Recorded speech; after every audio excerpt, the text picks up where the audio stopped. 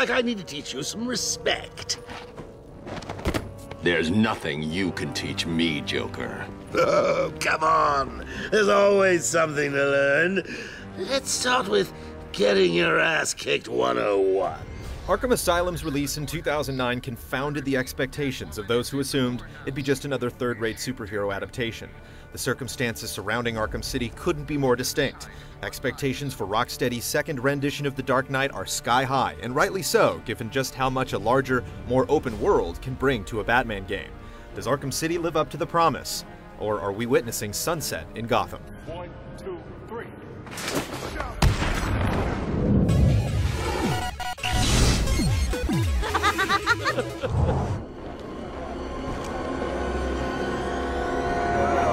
Following circumstances we don't want to spoil, Batman finds himself stranded in Arkham City, a district-sized prison camp hanging off Gotham like a gangrenous appendage.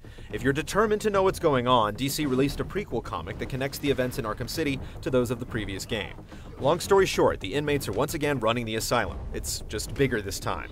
The mad and sinister Hugo Strange has connived his way into control of the facility, with the agents of Merc Company Tiger serving as his attack dogs. Meanwhile, the city is overrun with gangs led by a who's who of the Batman rogues gallery, like the Joker, Two-Face, and the Penguin. Piss off! They're all heavily armed, and at the outset, that appears oddly A-OK with Strange. However, he won't shut up about something called Protocol 10, whose commencement gets ever closer.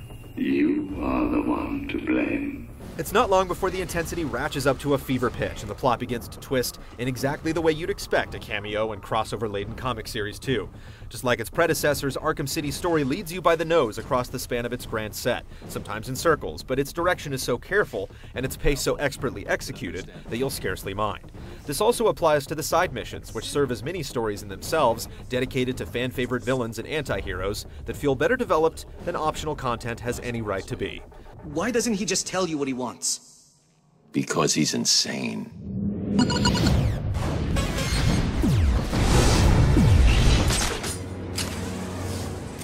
Though we didn't bust out the surveying tools and measure for ourselves, Rocksteady's claim that Arkham City is 5 times larger than its predecessor's playable area certainly feels true.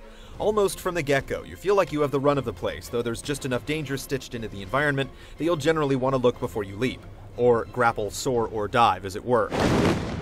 Apart from the multi-layered overworld, replete with a dizzying multitude of explorable nooks, alleys, and hidey holes, there's a number of interior locations that get heavy use in the story missions, like the Gotham PD, a ruined cathedral riddled with question marks, and an abandoned steel mill where the Joker has set up shop. There's also a teeming underworld that incorporates parts of Gotham's subway system and the mysterious ruins of the old city. Arkham City is varied and dense with secrets, and much vaster than it initially seems. Just don't try to winch onto any surface covered with barbed wire or iron bars. For reasons that have more to do with game progression than internal logic, Batman just won't go there. Don't make me regret that.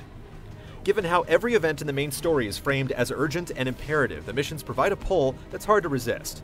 At the same time, the game goes out of its way to distract you with almost innumerable diversions. If you're gliding your way to the next story objective, all it takes is for you to switch on detective mode for a second, and the urge to veer off the critical path becomes almost irresistible.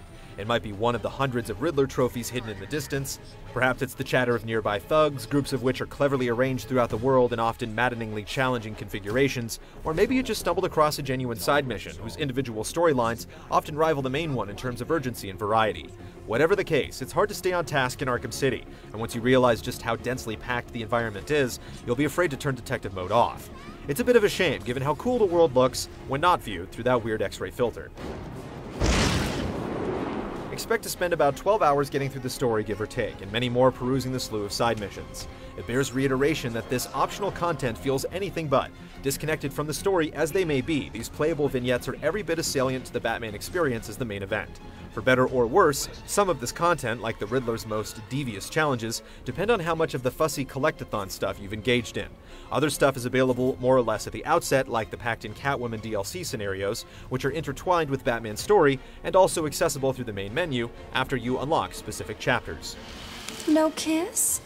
I'm kinda disappointed. There's also a new Game Plus mode that's unlocked after you complete the story, which lets you start fresh with all your gadgets and upgrades, but mixes up the enemy compositions to create more difficult combat scenarios. Your mommy won't recognize you. Arkham City also revisits the challenge room concept with the Riddler's Revenge mode, which provides a series of ranked brawls, custom challenges, and linked events that test your mastery of the combat system as well as your ability to effectively clear a room. There are tons of medals to unlock for those most compulsive, and once you start applying crazy modifiers to the challenges, you'll be pushed to your limits as a predator.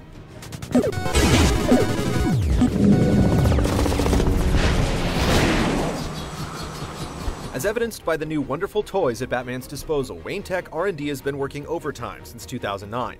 The most significant addition is Batman's ability to stay aloft for extended periods of time, which comes in very handy when traversing the mean streets of Arkham. Once you bolster it to the point where you propel yourself ever higher via grapnel without touching down, you'll have Superman eating his heart out. In defiance of video game convention, Batman starts the game with most of his gadgets intact, and only adds to his existing arsenal and its capabilities as the story moves on. You'll start to pick up new gadgets early on. The smoke pellets are immediately useful when facing enemies strapped with firearms, as they allow you to cut a hasty retreat or even stun victims if deployed offensively. Other items are used in both traversal and combat, like the freeze bombs, which can snare enemies in place and create frozen platforms on water to access new areas. Old tools have gotten new applications as well, like the line gun, which you can upgrade to serve as a tightrope once deployed, which allows for all manner of shenanigans. Pretty much every aspect of Batman, and by extension Catwoman, though her capabilities are lesser in scope, is upgradable. Some elements are locked off until after you find the proper gadget or encounter the specific circumstance that requires use of a particular combat move. The game provides you with the tools to handle any combat situation you'll come across. As in Arkham Asylum, fighting feels deliberate and hectic at the same time. Deliberate because Batman and Catwoman express a palpable economy in their actions, and hectic because it tests your reflexes and decision-making. Depending on what your enemies are equipped with, you'll have to bring to bear your arsenal of attacks, counters, evasions, and stuns differently. And when you're engaged with a large group that keeps swapping weapons, the game makes you earn that combo count. It's frankly overwhelming at times.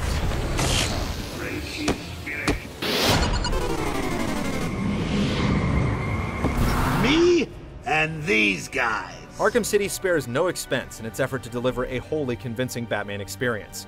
As expected, the voice work is top-notch, with Kevin Conroy and Mark Hamill reprising their iconic roles as Batman and the Joker. The rest of the cast isn't too shabby either. Victor Zsasz drips with sadism and menace during his revolting monologues, and Mr. Freeze's staccato monotone proves no less unnerving for being so understated. You will bring me Nora, or you will die. The world looks great too, provided you bother to turn off detective mode long enough to take it in. Arkham City has a lot of character for a dreary prison camp. Deep underground, it's all decaying Art Deco and retro tech evocative of the classic cartoon show. Meanwhile, on Joker's turf, you're deep in a twisted carnival whose brutal inhabitants would scare the pants off you if you weren't Batman. Like it? What am I saying? Of course you do! Arkham City feels like a logical extension of its predecessor, wholly embracing and expanding upon all the elements that made it great. It most certainly is the definitive Batman game, but to leave it there would be to damn it with faint praise. Simply put, if you admire painstakingly realized worlds rich with secrets and game mechanics that never cease to surprise you, then you owe it to yourself to experience Arkham City. Your interest in the source material is irrelevant.